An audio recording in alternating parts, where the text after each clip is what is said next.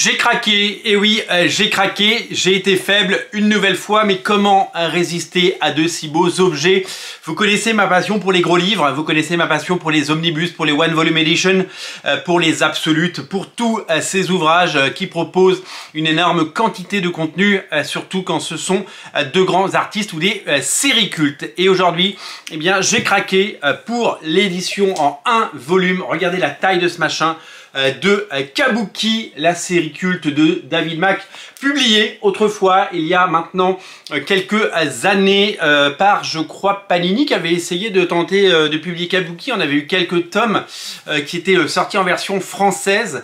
Malheureusement, on n'a jamais eu l'intégralité et on aura, je pense, peut-être jamais l'intégralité de ces volumes, 1500 pages, écrites et dessinées par David Mack, le légendaire artiste David Mack. Une histoire, une crime story, un polar qui met en scène une femme qui s'appelle Kabuki et qui travaille donc pour le gouvernement et qui est une sorte d'agent secret et qui va être compromis et qui va devoir se sortir de cette situation. C'est un ouvrage magnifique, absolument fou, absolument incroyable, absolument gigantesque, dans la même trempe que le Hellboy One Volume Edition que je vous ai présenté il y a maintenant quelques jours, quelques semaines.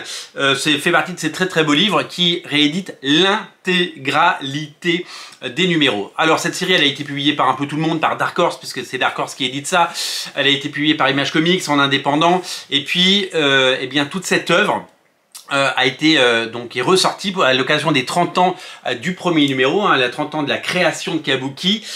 C'est ressorti dans ce One Volume Edition, mais avant ça il y avait eu 4 magnifiques deluxe qui étaient sortis, des Library Edition, et puis c'était ressorti en ce qu'ils appelaient des omnibus, qui étaient en fait des trade paperback, des TPB en souple, donc 4 volumes, et puis là ils ont décidé de le refaire en grand format. Et c'est tout simplement exceptionnellement beau et exceptionnellement magnifique. Superbe ouvrage. David Mack, vous le connaissez parce que c'est lui qui a créé le personnage d'Echo chez Marvel et qu'il a fait 3 runs sur Daredevil. Le premier, c'est en tant que scénariste avec Joe Quesada sur Daredevil et Echo Tranche de vide, que vous avez peut-être lu et découvert dans la collection Must Have, ou alors dans l'omnibus Marvel Knight par Joe Quesada. Joe Quesada s'était d'ailleurs inspiré graphiquement du style de David Mack pour créer une sorte de produit hybride. Il a ensuite été dessinateur de Daredevil sur un scénario de Bendis, des épisodes qui n'ont pas été réédités depuis longtemps mais qui arrivent en deluxe très prochainement, puisque ça devrait sortir sans nul doute là je crois au printemps. Et enfin Daredevil Echo Quête de Vision, qu'il a scénarisé et dessiné. Donc il a été scénariste, puis dessinateur, puis scénariste et dessinateur. 3 runs historiques sur Daredevil avec son style absolument inimitable et absolument parfait. Magnifique, je vous ai déjà parlé de cet ouvrage, il est de toute beauté, il y a un page à page qui existe sur la chaîne. Vraiment, régalez-vous, c'est une petite merveille, c'est une petite perlouse. Voilà, donc Kabuki, Kabuki, je vais essayer de vous montrer mais ça va pas être facile.